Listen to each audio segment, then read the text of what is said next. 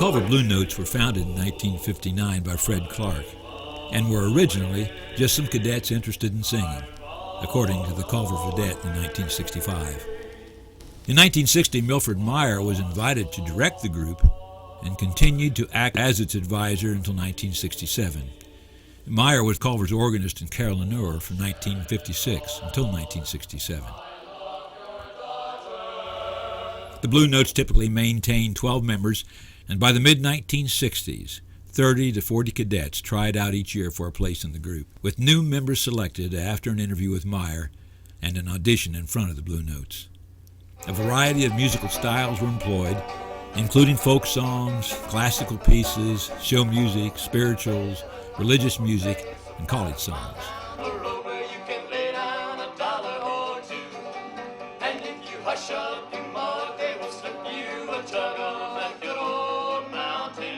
The group represented Culver at a variety of venues, both regionally in Marshall County, Indianapolis, and other Indiana areas, and at a variety of cities around the U.S.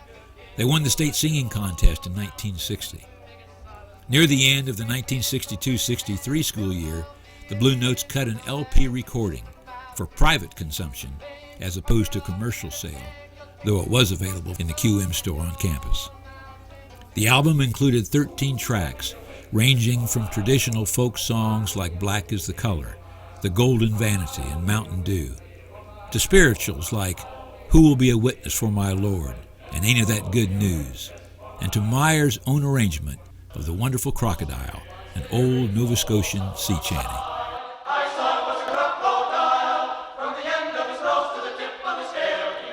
Meyer's arrangement of that song made waves when the Blue Notes sang it at the State Music Contest in February 1963, where the choral editor for School Musician magazine approached Meyer about publishing his arrangement for the Robert Shaw Publishing Company.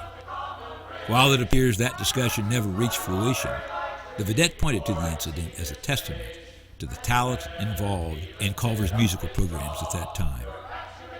In January 1966, the Blue Notes won a perfect score at the Indiana Regional Music Contest in Elkhart, with a judge commenting on their performance of Sometimes I Feel Like a Motherless Child. That December, the Blue Notes made a video of popular Christmas carols on local television on Christmas Eve.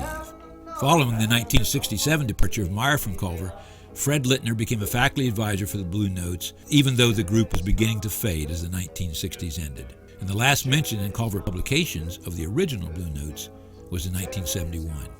I'm going on a long, long journey, sing hallelujah. A few efforts took place to revive the Blue Notes. In 1979, and Cynthia Friley's 1990 revival of the Blue Notes, which lasted into the mid-90s. It was such a unique and fun group for an individual like me. Really my first taste and opportunity, in a sense, to be on stage. We'd go up Sunday evenings to the M&A with Mr. Meyer, and we'd practice in the evening. What a wonderful way to end a week and start a new one. During those days, the choir was singing throughout the Midwest. We would stay at alumni home, so it gave us a chance to mingle with alumni. We would usually perform maybe at a girls' school on a Saturday night and have a dance. And then on Sunday morning, we would usually appear at a big church downtown somewhere in our full dress uniforms. And one personal anecdote for me was that Blue Notes had gone to Indianapolis to sing, but we stopped in Kokomo in Indiana. Kokomo is where I'm from, and I talked to my mom and dad, and they had some people over at the house, and they said, hey, could your group come by? And then got to stand up in my living room and sing for my parents and their friends. And it truly was one of the warmest, great feelings I probably had as a cadet, being able to represent Culver. Truly a memorable piece of history for me, and one of a kind experience. Good news, cherries come. Good news, cherries come. Good news, cherries come, and I don't want it to leave.